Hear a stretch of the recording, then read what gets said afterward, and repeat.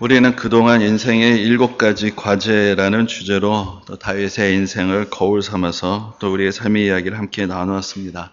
그 주제로는 오늘이 마지막 시간이 됩니다. 그동안 가족, 또 친구, 또 사랑, 건강, 재정, 자존심 이렇게 6가지 주제를 가지고 다윗의 인생을 살펴보면서 또 우리의 인생과 신앙에 주는 그런 교훈들을 찾아보았습니다. 그리고 그 과정에서 다윗의 인생에서 중요한 의미를 가졌던 또 여러 사건들을 살펴보았습니다.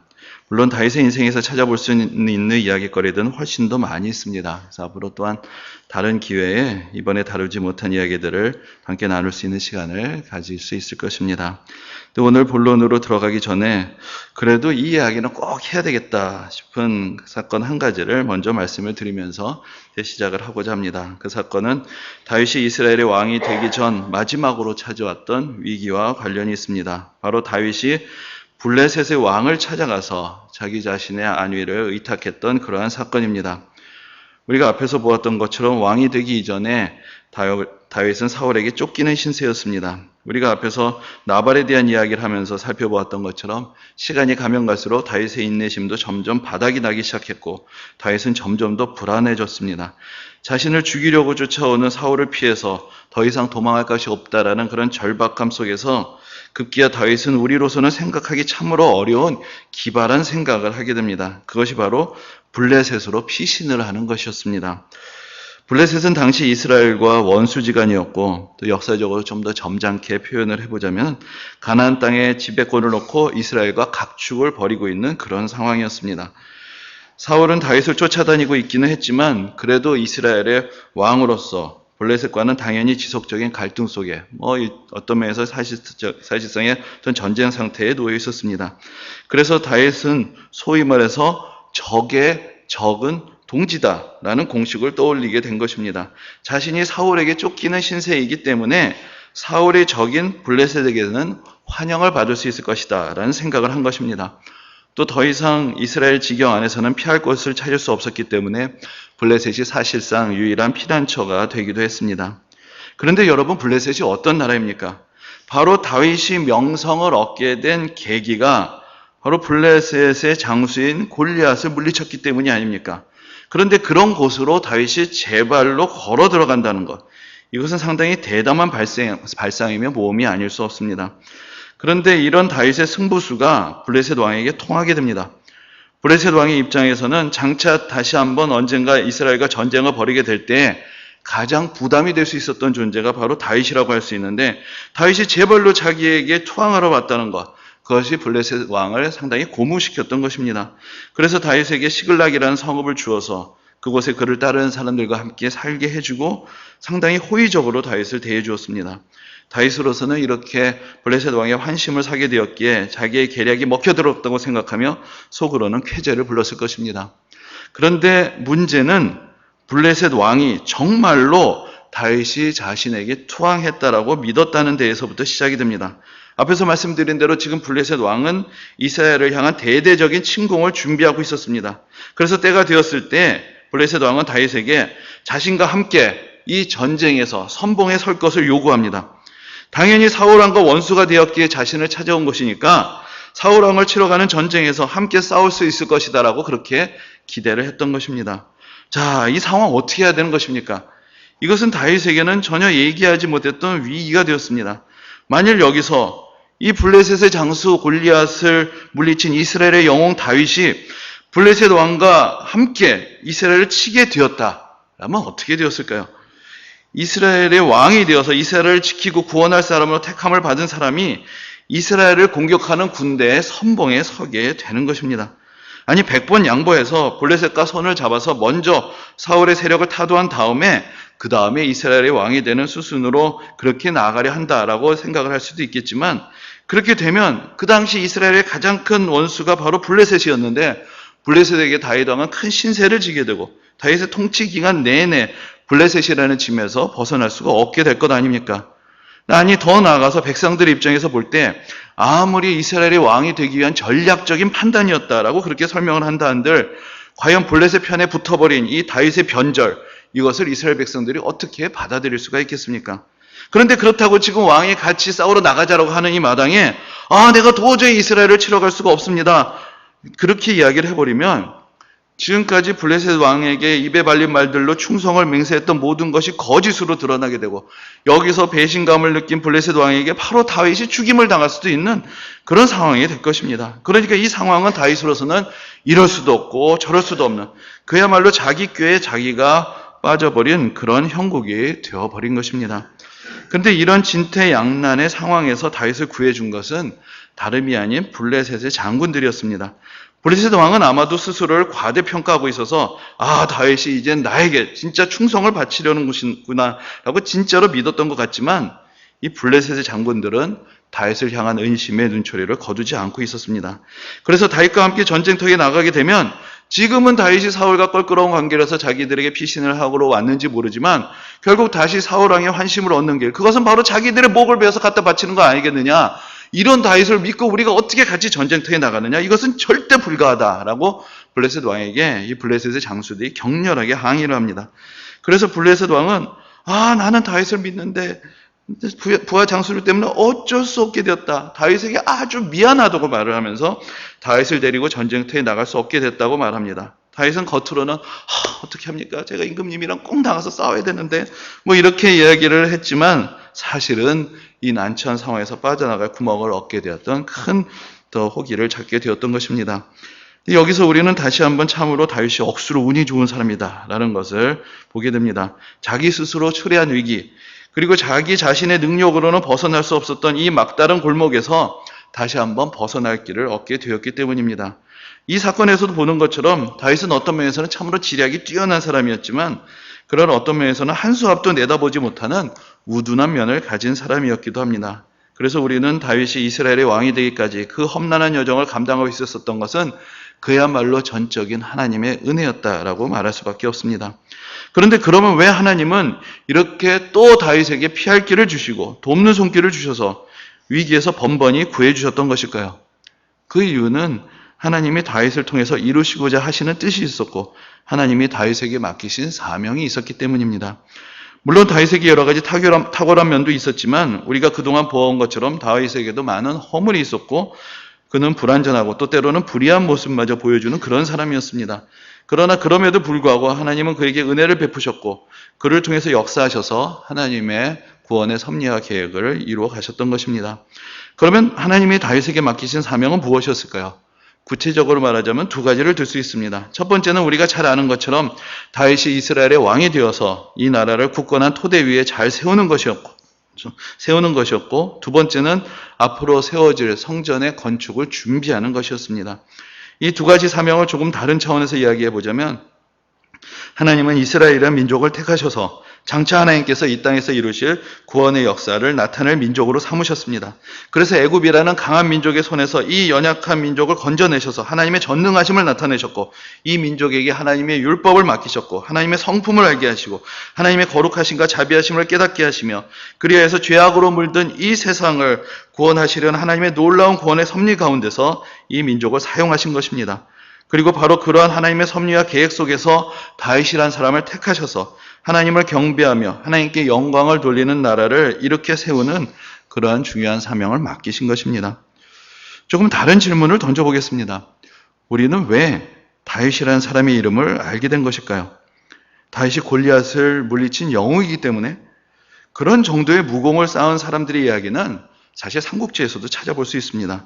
관우나 장비나 조자룡도 다윗 못지않은 그보다 더 대단한 전설적인 영웅담의 소유자들입니다. 그러면 이스라엘이라는 나라를 크고 부강한 나라로 만들었기 때문일까요? 전 시간에도 말씀드린 적이 있지만 물론 다윗의 가장 탁월한 업적 중에 하나가 바로 전쟁터에서 거둔 승리에 있었습니다. 그러나 좀 냉정하게 따져보자면 사실 다윗이 정복한 영토라는 것은 그렇게 대단한 것이 아닙니다. 우리가 성경의 이야기에 너무 익숙해서 늘 이스라엘을 중심으로 생각해서 그렇지 사실 좀 더 객관적으로 볼 때 이스라엘이라는 나라는 고대 중동 지역의 역사에서 그렇게 큰 비중을 차지하는 나라가 아닙니다. 지금도 이스라엘이라는 나라가 있는데 지금 존재하고 있는 이 이스라엘이라는 나라의 영토는 면적으로 따지면은 한 2만 평방미터 정도, 2만 평방킬로미터 정도 되는데 이 면적은 한반도가 아니라 남한의 5분의 1 정도밖에 되지 않는 작은 나라입니다. 물론 다윗의 시대는 이보다 더 큰 영토를 차지하게 되었지만 사실 그 시절의 영토라는 것도 한 남원의 절반 정도, 그러니까 대략 강원도와 경상남북도를 합한 정도의 크기에 지나지 않습니다. 이 정도의 영토를 정복하고 확장한 왕들은 인류의 역사에 세고 세게 많습니다. 우리가 다윗의 이름을 알고 있는 가장 중요하고 직접적인 이유는 그의 개인적인 무용담이나 왕으로서의 군사적인 업적 때문이 아니라 바로 신약 성경에서 예수님을 다윗의 자손이라고 부르고 있기 때문입니다. 신약 성경의 첫 번째 책인 마태복음 1장 1절에서 마태는 예수님을 아브라함과 다윗의 자손이라고 소개합니다. 그 예수님께서 고난주간이 시작되는 첫날인 종려주일에 예루살렘에 입성하셨을 때 많은 사람들이 나와서 호산나 다윗의 자손이여라고 외치며 환호했습니다. 기독교인으로서 우리가 다윗의 이름을 기억하는 이유는 다윗의 자손으로 오시는 메시아가 우리를 구원하신다라는 그 성경의 예언의 성취로서 예수님께서 오셨고, 앞에서 말씀드린 것처럼 다윗이 예수 그리스도를 통한 하나님의 구원의 역사의 그 중요한 한 대목에서 결정적인 역할을 맡았던 그런 사람이었기 때문입니다. 만약에 예수님이 오시지 않았다면, 만약에 이 세상에 이렇게 수십억의 사람들이 예수 그리스도를 그들의 구주로 섬기지 않았다면, 우리가 예수 믿는 사람이 아니라면은 이 다윗이라는 존재는 지금 지구상에 2천만 명도 채 되지 않는 유대인들만이 기억하는 그들의 역사의 고대사의 한 장을 차지하는 인물로 그들은 기억하고 있을지 몰라도 한반도에서 살고 있는 우리에게는 전혀 알려지지 않은 낯선 인물에 지나지 않았을 것입니다. 그래서 오늘 본문인 사무엘하 7장은 그런 의미에서 왜 다윗이 중요한지를 우리에게 가르쳐주고 있습니다. 앞에서 말씀드린 대로 다윗에게는 이제 두 가지 사명이 있었는데, 첫 번째 사명이 이루어졌을 때, 이스라엘의 왕이 되어서 이웃 나라들을 평정하고 나라의 안정을 가져오게 되었을 때 다윗은 또 하나의 소원을 갖게 되었습니다. 그것이 바로 하나님의 성전을 지으려는 것이었습니다. 나는 이렇게 백향목으로 지은 좋은 궁궐에 있는데 하나님의 법궤는 저렇게 아직도 장막 속에 있다니. 그래서 그는 나단 선지자에게 하나님의 성전을 짓고자 하는 그의 마음을 전하였습니다. 그러나 하나님은 다윗에게 그것을 맡기지 않으셨고, 그래서 예루살렘의 성전은 다윗의 아들인 솔로몬이 짓게 됩니다.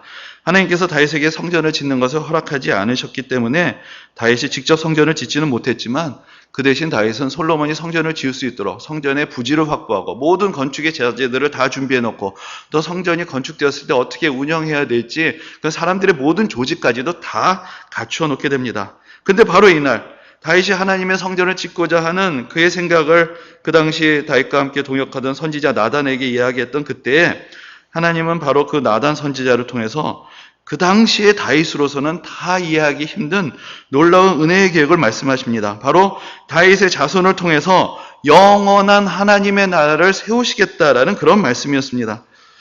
다윗은 자신의 생각을 뛰어넘는 그 하나님의 놀라우신 계획 앞에 감동을 받으며 기도합니다. 그 기도의 내용이 바로 오늘 본문의 말씀입니다. 다윗은 하나님이 이스라엘 백성을 택하셔서 하나님의 백성을 삼으신 것과 자기 집안을 통해서 이 놀라우신 하나님의 거룩하신 역사를 이루시려는 뜻에 대해서 감격하면서 사람이 영원히 주의 이름을 크게 높여 이르기를 만군의 여호와는 이스라엘의 하나님이라 하게 하옵소서라고 그렇게 기도를 올립니다.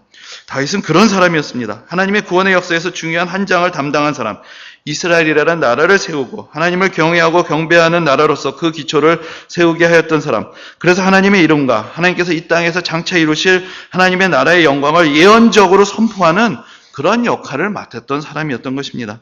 하나님은 그러한 하나님의 거룩한 뜻을 위해 많은 허물이 있었던 다윗을 들어쓰셨고 다윗을 통해서 역사하셨습니다. 그가 이러저러한 인물이었기 때문에 그를 사용하신 것이 아니라 하나님께서 그를 택하셨고 그를 통해서 역사하셨기 때문에 그가 위대한 하나님의 사람으로 성경에 기록이 된 것입니다. 우리가 성경을 읽을 때 늘 주의할 것은 성경은 결코 위인전이 아니라는 사실입니다. 성경의 진정한 주인공들은 아브라함이나 야곱이나 다윗이나 솔로몬이 아닙니다. 성경은 하나님이 펼치시는 놀라운 구원의 드라마를 우리에게 전해주는 책이고, 그 속에서 각각의 등장인물들은 하나님이 맡기신 그 역할들을 수행하며 하나님 뜻을 이루어가며 그러면서 자신들의 삶의 부족하고 연약한 모습 속에서 하나님의 은혜의 이야기를 우리들에게 들려주는 그러한 사람들인 것입니다. 이제 이야기를 조금 바꾸어 보려고 합니다. 여러분, 그렇다면 이 시대에 여러분의 사명은 무엇입니까? 오늘 왜 우리는 이 자리에 함께 모여 있는 것입니까? 다윗의 시대로부터 3000년이나 지난 이 21세기 전반부에 이스라엘로부터 지구 반대편에 있는 이 한반도에서 지금 함께 하나님의 부르심을 받아서 하나님을 경배하고 함께 예배드리는 우리는 어떠한 사명을 받아서 이 자리에 있는 것입니까? 우리는 뭐 다윗 같은 그런 위대한 사람이 아니니까 뭐 무슨 그런 하나님의 구원의 계획, 하나님의 섭리, 은혜의 역사 이런 거하고는 상관이 없는 그저 우리들의 인생의 작은 만족, 그러니까 요즘 유행하는 말로 소확행을 따라 살아가는 그냥 그런 사람들인 것입니까? 사실 오늘날 우리는 무슨 거창한 사명 같은 것을 별로 원하지도 않고 좋아하지도 않고 심지어 대단하게 생각하지도 않습니다. 우리가 살아가고 있는 이 시대는 거창한 사명, 비전에 대한 환멸을 공유하고 있는 시대입니다. 민족이니 역사니 정의니 평등이니 사명이니 하는 말을 하는 사람들의 위선을 우리는 너무나 많이 경험을 했고 또 그러한 거대한 비전을 외치던 사람들에 의해서 이 세상이 얼마나 큰 고통을 받았는지 이미 경험을 하고 또 역사를 통해서 배워온 세대이기도 합니다.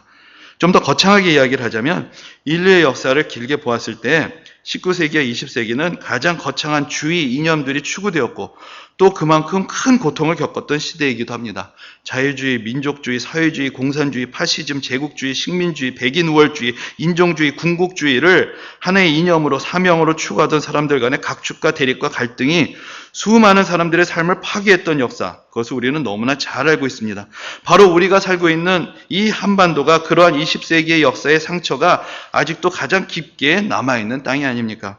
그러니 우리가 무슨 사명이니 비전이니 주인이 하는 것에 관심을 가지기는 쉽지 않을 것입니다. 그저 남에게 피해나 주지 않고 각자의 삶을 추구하며 사랑 구실이나 제대로 하면서 살아가면 다 되는 것 아니겠습니까? 그러나 그럼에도 불구하고 우리는 지금 우리를 이 자리에 부르시며 우리를 통해서 이루어 가시는 하나님의 계획, 하나님의 섭리에 무관심할 수는 없습니다. 그것은 우리가 원하던 원하지 않건 간에 우리가 기대하던 기대하지 않건 간에 우리를 위해 예비되신 하나님의 뜻은 오늘도 우리를 통해서 이루어져 가고 있기 때문입니다. 지금 우리가 살아가고 있는 이 세대가 어떤 사명을 가진 시대인지 우리 스스로 깨닫는 것은 사실 쉽지 않습니다.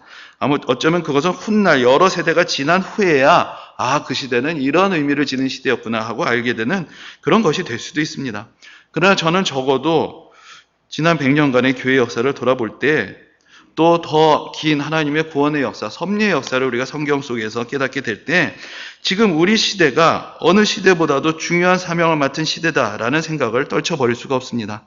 우리나라의 교회 역사를 되돌아볼 때 20세기 초의 10여 년의 시기가 매우 중요한 결정적인 의미를 갖는 시기였다라는 것을 발견하게 됩니다. 구체적으로 보면은 우리가 예전에도 말씀드린 적이 있지만 1907년 대부흥운동으로부터 시작해서 1919년 3.1운동에 이르는 시기입니다.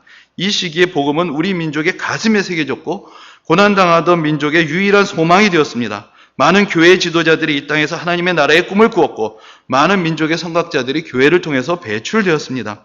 그런데 그로부터 정확히 100년이 지난 이 2019년을 후대의 역사는 무엇이라고 기록하겠습니까? 교회가 더 이상 부흥하지 못할 뿐만 아니라 더 이상 민족의 소망이 되지 못하고 복음의 능력이 땅에 떨어지며 각처에서 균열을 일으키기 시작했던 그러한 해로 기억되지 않겠습니까?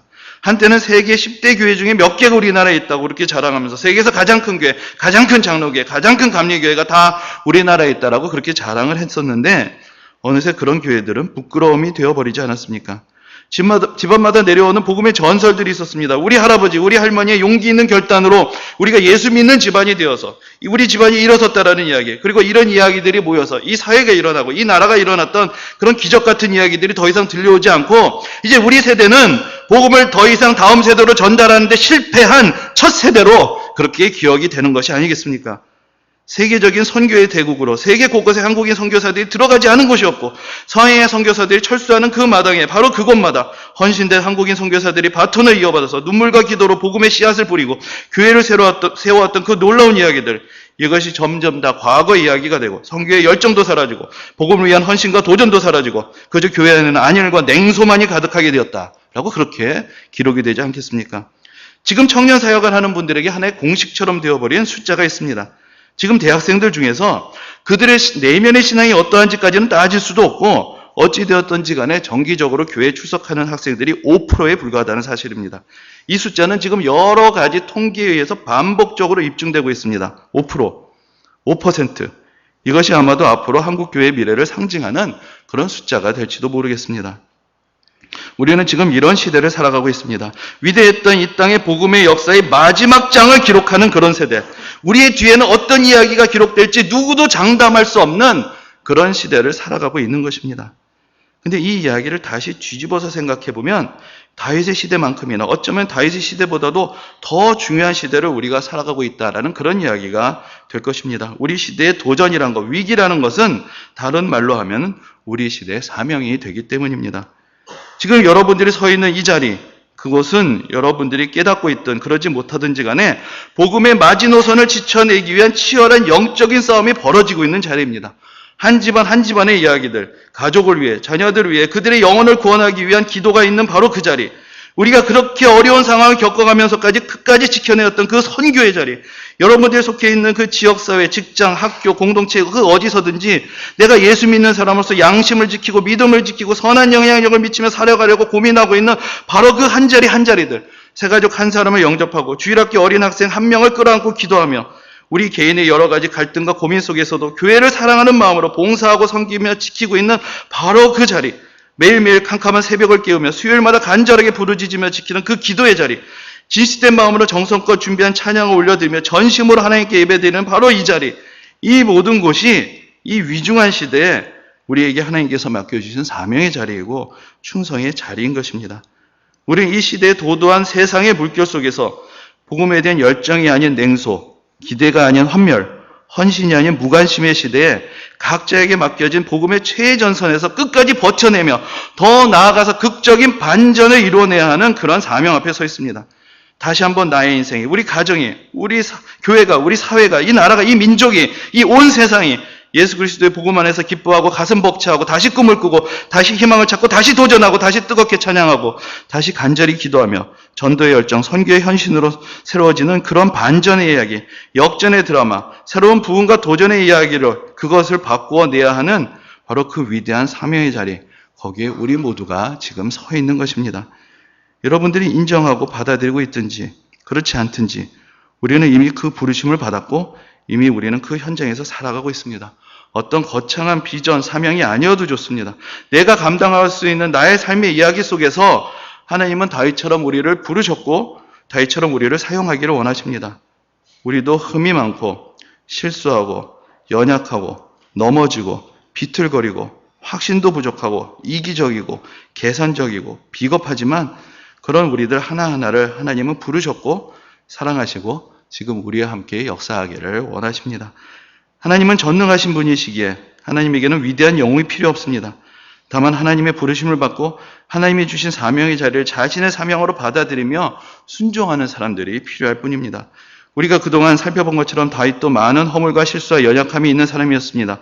그럼에도 불구하고 다윗은 위대한 사람이었습니다. 그 이유는 그가 위대하신 하나님의 손에 붙들림 받은 그러한 사람이었기 때문입니다.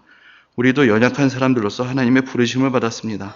오늘도 우리를 택하시고 우리를 통해서 역사하시는 그 하나님의 부르심에 순종하여서 우리의 사명의 자리를 끝까지 지켜가는 은혜가 우리 모두에게 함께 하시기를 주님의 이름으로 축원합니다.